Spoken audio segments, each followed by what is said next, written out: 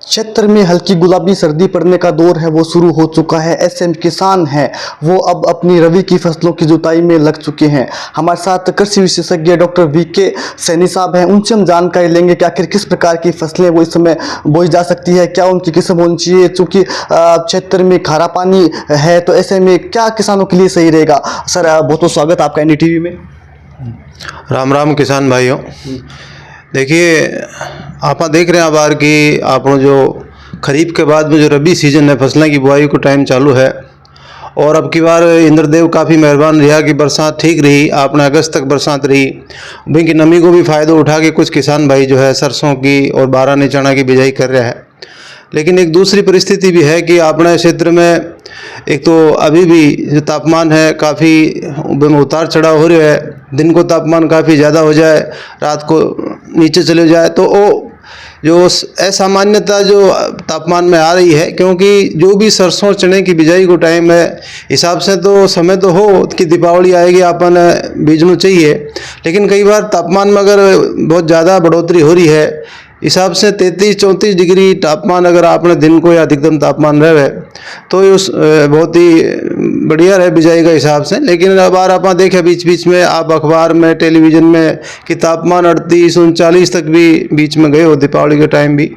वो एक अपने लिए संकेत है कि आने वाले टाइम में जलवायु परिवर्तन और मौसम के बदलाव ये सब चीज़ें जब बढ़ती जा रही हैं तो हमको भी कुछ चीज़ों को समझना होगा और उसके अनुसार ही हमें अपनी फसलों का चुनाव, उनकी किस्मों का चुनाव और बुआई को समय को बदलना होगा। सर चूँकि अब चने की और सरसों की बुआई है वो की जाएगी, तो क्या उपयुक्त समय अभी, इसके अलावा जौ की बुआई भी की जाए, जौ की बुआई कब की जाएगी और चना और सरसों के लिए क्या उपयुक्त समय? देखिए अब आप देख रहे हैं कि कल से तापमान में जो दिन का तापमान है वो ठीक है कि 33-34 डिग्री है, और किसान भाई क्योंकि ये जो अभी का जो बुआई का टाइम है आप समझोगे सब जो पानी के सिंचित क्षेत्र है उसमें हम सिंचाई की आधार पे इसको करते रहते हैं। तो जैसे जैसे आपके पास सिंचाई के साधन है आप सिंचाई करके पलेवा करके खेत तैयार करके सरसों और चने की बिजाई जितना जल्दी हो सके उसको कर लें। और क्योंकि जो जौ की और गेहूं की बात है उसका अभी हमारे पास समय है और तापमान नीचे आ जाएगा, दूसरा उसके लिए दिक्कत भी नहीं है, तो उसको हम प्रायोरिटी पे नहीं लेके अभी चना सरसों की बिजाई कर लें।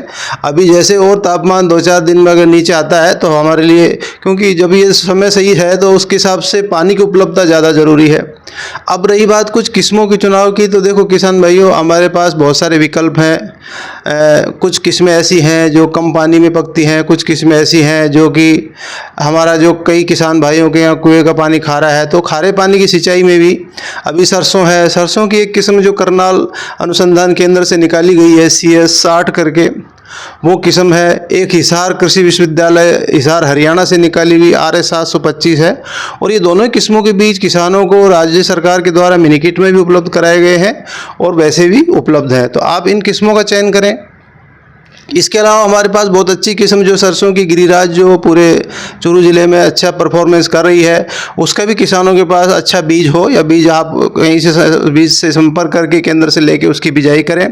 और एक जो सबसे बड़ी बात अभी हम देख रहे हैं किसान भाइयों, क्योंकि ये दोनों ही फसलें बहुत अच्छी नकदी फसलें हैं, कम पानी में पकने वाली हैं, लेकिन अभी एक जो समस्या किसान भाई बता रहे हैं बार बार की DAP की उपलब्धता कम हो रही है। मैं आप सभी को ये बताना चाहूँगा कि हम केवल एक DAP के भरोसे ना रहें।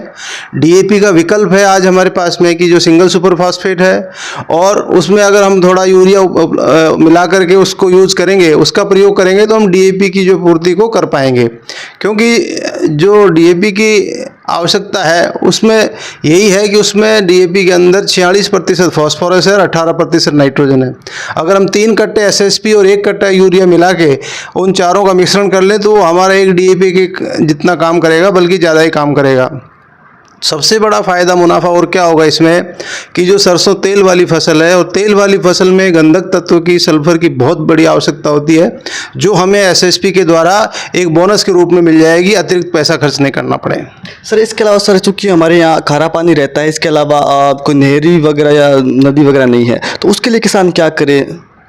देखिए किसान भाइयों, पानी की समस्या आज से नहीं आदिकाल से और आगे भी रहेगी। हमें बिजाई करने के, क्योंकि एक तो किसान भाई छिटकुआ विधि से आप बिजाई कर देते हो, छांटो मार दियो, हैरो चला दियो कि साहब हो जैसी। लेकिन अगर हमारे को लग रहा है खारा पानी है या हमारे पास नमी की कमी है तो हमें बिजाई मशीन के द्वारा लाइन में करनी चाहिए।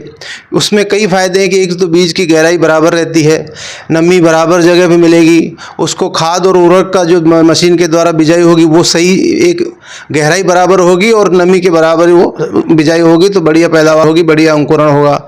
दूसरा चीज़ कि हमें जब खरपतवार आ जाते हैं रबी की फसल में सिंचाई के बाद में, तो लाइन में अगर बिजाई करी हुई है तो ये मान को हमको खरपतवारों की निराई गुड़ाई करना भी आसान है, और कई बार हम स्प्रे भी करते हैं तो वो करने में भी आसानी रहती है।